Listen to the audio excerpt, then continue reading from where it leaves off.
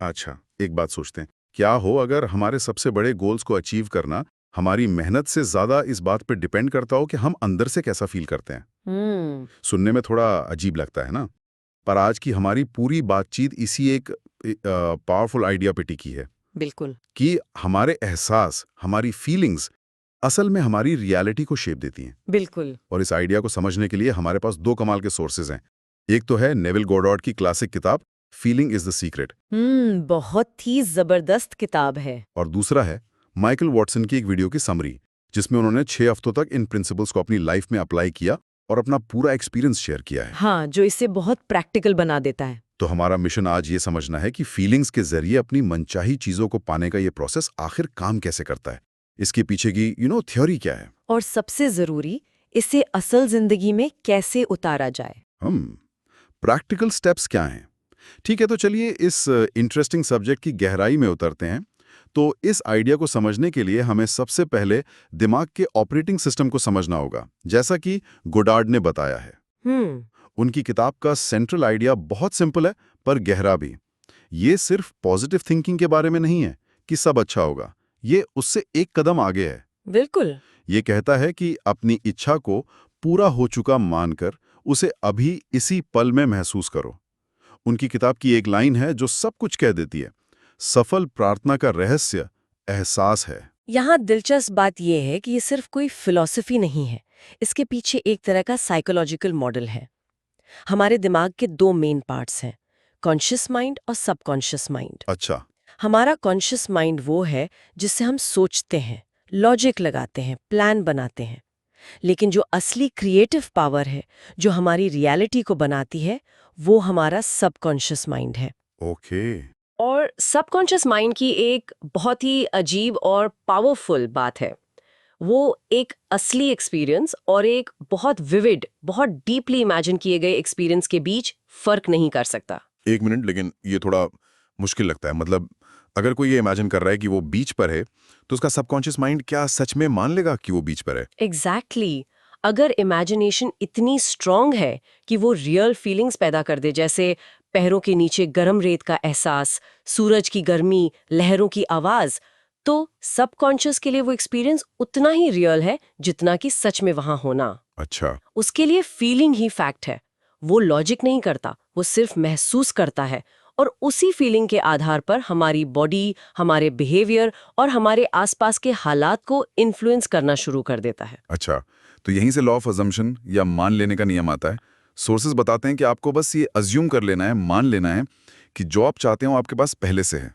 हम्म। जैसे अगर कोई अमीर बनना चाहता है, तो उसे ये नहीं सोचना कि मैं एक दिन अमीर बनूंगा, बल्कि ये महसूस करना है कि मैं अभी अमीर हूं। पर फिर वही सवाल, अगर किसी के बैंक खाते में पैसे नहीं हैं, तो वो अमीर होने का एहसास कैसे कर सकता है?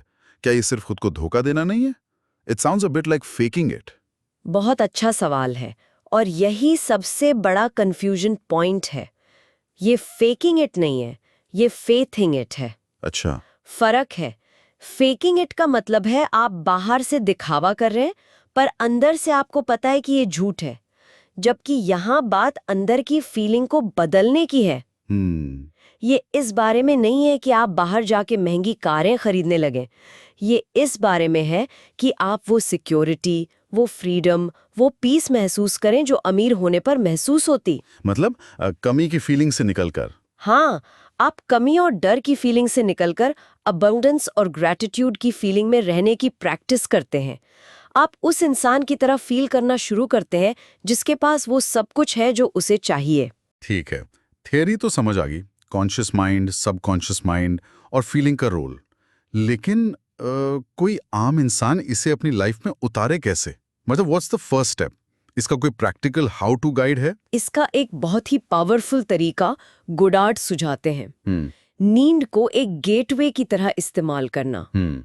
उनका मानना है कि सोने से ठीक पहले की जो अवस्था होती है, हम्म। जिसे स्टेट अकिन टू स्लीप या हाइप्नोगॉजिक स्टेट कहते हैं, हम्म। जब हम न तो पूरी तरह जागे होते हैं और न सोए होते हैं, वो सबकॉन्शियस माइंड पर अपनी इच्छा को इम्प्रेस करने का सबसे फर्टाइल टाइम होता है। बिल्कुल। उस वक्त हमारा कॉन्शियस माइंड, हमारा लॉजिकल ब्रेन रास्ते से हट जाता है। बिल्कुल। उस ड्राउजी रिलैक्स स्टेट में आप अपनी इच्छा के पूरे हो जाने का एक छोटा सा सीन इमेजिन करते हैं। सॉस में उदाहरण दिया गया है कि कोई स्टूडेंट अपनी डिप्लोमा डिग्री हाथ में पकड़े हुए महसूस कर रहा है। वो सिर्फ देख नहीं रहा, वो उस कागज की हैवीनेस, उसके टेक्सचर को फील कर रहा है, उसे पाकर जो गर्व और खुशी हो रही है उस इमोशन को जी रहा है। अच्छा। और फिर उसी फीलिंग के साथ सो जाता है। आइडिया ये है कि रात भर आपका सबकॉन्शियस माइंड उस फीलिंग पर काम करेगा। ओके, तो ये एक नाइटली रिचुअल हो गया। पर दिन का क्या? दिन में तो लाइफ होती है, स्ट्रेस होता है, डाउट्स होते हैं। आप सुबह उठकर रियलिटी देखते हैं और वो फीलिंग गायब आ जाती है। और यहीं पर माइकल वॉटसन का एक्सपीरियंस काम आता है। उन्होंने 6 हफ्तों तक इसे जिया। ये कोई एक रात का जादू नहीं है, इसके लिए परसिस्टेंस चाहिए, लगातार लगे रहना पड़ता है। वॉटसन एक टर्म यूज करते हैं, मेंटल डाइट। Mental diet. ये बिल्कुल फिजिकल डाइट की तरह है। जैसे हम जंक फूड खाने से बचते हैं, वैसे ही हमें जंक थॉट्स और जंक फीलिंग से बचना है। क्या हमें हर नेगेटिव थॉट को ब्लॉक करना है? ये तो प्रैक्टिकली इम्पॉसिबल है। ब्लॉक नहीं करना है, रीडायरेक्ट करना है। वॉटसन कहते हैं कि दिन भर अपने विचारों और भावनाओं पर नजर रखो। जैसे ही आप खुद को चिंता, डर या कमी के फीलिंग में पाते हैं, आप जेंटली, बिना खुद को जज किए, अपना ध्यान वापस अपनी विश फुलफिल्ड की फीलिंग पर ले आते हैं। ओके। ये एक मेंटल मसल बनाने जैसा है। शुरू में मुश्किल लगेगा, बार बार ध्यान भटकेगा, लेकिन प्रैक्टिस के साथ आप इसमें बेहतर होते जाते हैं। लेकिन असल जिंदगी में तो शक और डर अपने आप आ जाते हैं, खासकर जब बाहर के हालात आपकी डिजायर्ड रियलिटी से बिल्कुल उल्टे हों। वॉटसन ने इस बारे में कुछ बताया कि नेचुरल फीलिंग से कैसे डील करें। हाँ, और उनका तरीका बहुत ही प्रैक्टिकल है। हाँ, और उनका तरीका मुझे बहुत पसंद आया। वो इन नेगेटिव थॉट्स को शैडोज या मन के गैंगस्टर्स कहते हैं। उनका सुझाव ये नहीं है कि इनसे लड़ा जाए या इन्हें दबाया जाए, क्योंकि आप जिससे लड़ते हैं उसे और ताकत देते हैं। बिल्कुल। वो कहते हैं कि इन डर या शक की भावनाओं को बस देखो, उन्हें एक्नॉलेज करो। हाँ, मुझे डर लग रहा है, हाँ, मुझे शक हो रहा है। उन्हें एक मेहमान की तरह देखो जो आया है, और फिर उसे जाने दो। एग्जैक्टली। लड़ना नहीं है, ऑब्जर्व करना है। वॉटसन का प्रोसेस है, पहले इन गैंगस्टर्स को नोटिस करो, फिर उस टेंशन को रिलीज करो और एक स्टेट ऑफ पीस में वापस आओ। और फिर उस शांति की अवस्था से अपनी इच्छित अवस्था को फिर से इमेजिन करो। ये एक तरह का इमोशनल जुजित्सु है। आप सामने वाले की एनर्जी का इस्तेमाल उसे रीडायरेक्ट करने के लिए करते हैं, उससे भिड़ते नहीं है। और ये बात डिटैचमेंट के आइडिया से भी जुड़ती है, जिसकी बात गोडार्ड भी करते हैं। हाँ, उनका कहना है कि क्या चाहिए, द एंड रिजल्ट, उस पर फोकस करो, लेकिन कैसे मिलेगा इसकी चिंता छोड़ दो। The how is not your job. बिल्कुल। जब आप कैसे की चिंता करते हैं तो आप डर, शक और बेचैनी को इनवाइट करते हैं। सही बात है। ये कैसे होगा, मेरे पास तो पैसे नहीं है, कोई रास्ता नहीं दिख रहा, ये सारे विचार रेजिस्टेंस पैदा करते हैं। अगर हम इसे बड़ी पिक्चर से जोड़कर देखें तो ये डिटैचमेंट उस मेंटल रेजिस्टेंस को कम करता है, जिसे वॉटसन मन के गैंगस्टर्स कहते हैं। अच्छा। जब आप कैसे को यूनिवर्स पर या प्रोसेस पर छोड़ देते हैं और सिर्फ एंड रिजल्ट की फीलिंग पर ट्रस्ट करते हैं, तो उन गैंगस्टर्स के पास आपको परेशान करने की शक्ति ही कम हो जाती है। आप एक फ्लो स्टेट में आ जाते हैं।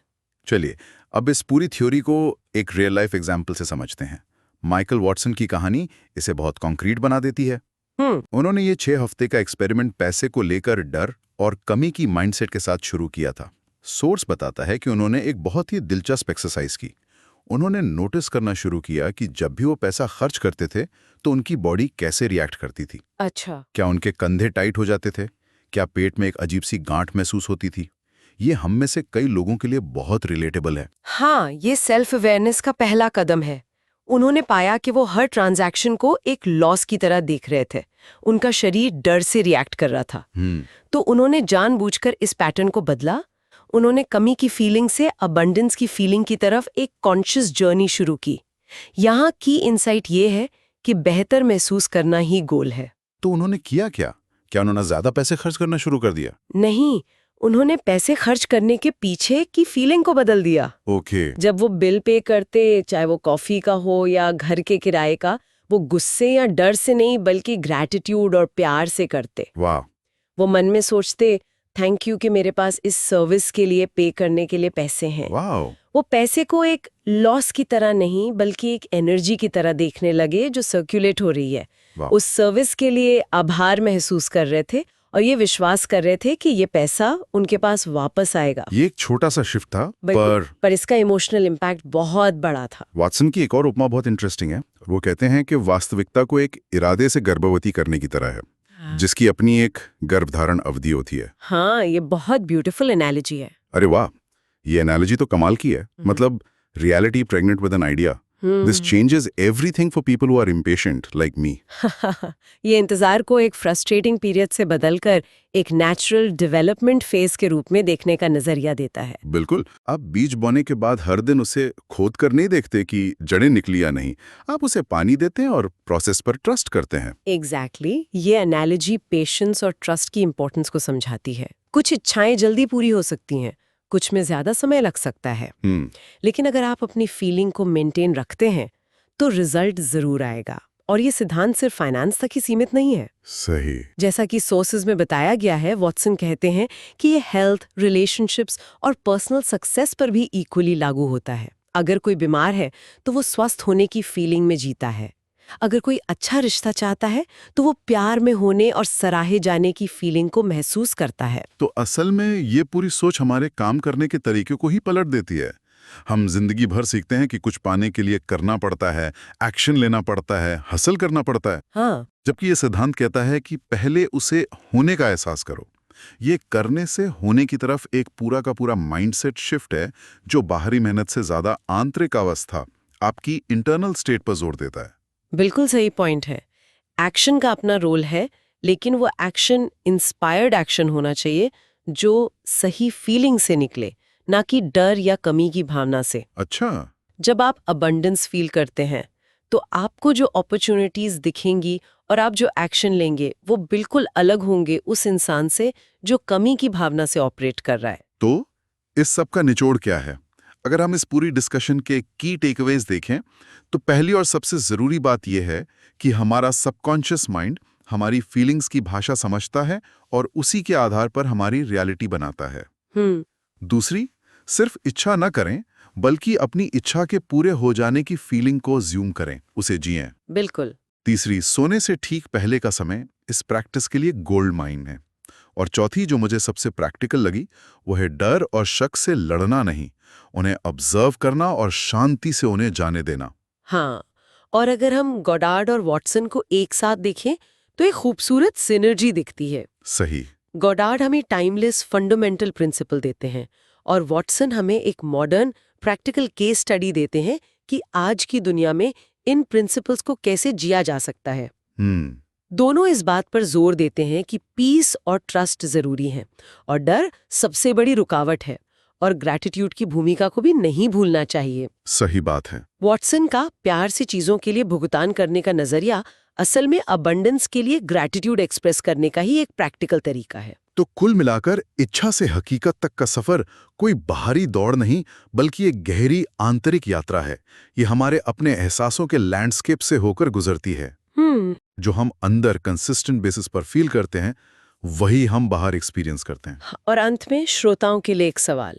सोर्सेज में इस बात का जिक्र है कि कमी या प्रचुरता के विचारों पर अपनी फिजिकल रिएक्शंस को नोटिस करना कितना रिवीलिंग हो सकता है। हाँ। तो अंतिम विचार ये हो सकता है, क्या हो अगर सबसे जरूरी बातचीत वो ना हो जो हम दूसरों से करते हैं, बल्कि वो खामोश इंटरनल कॉन्वर्सेशन हो जो हर पल हमारे अंदर चल रहा है।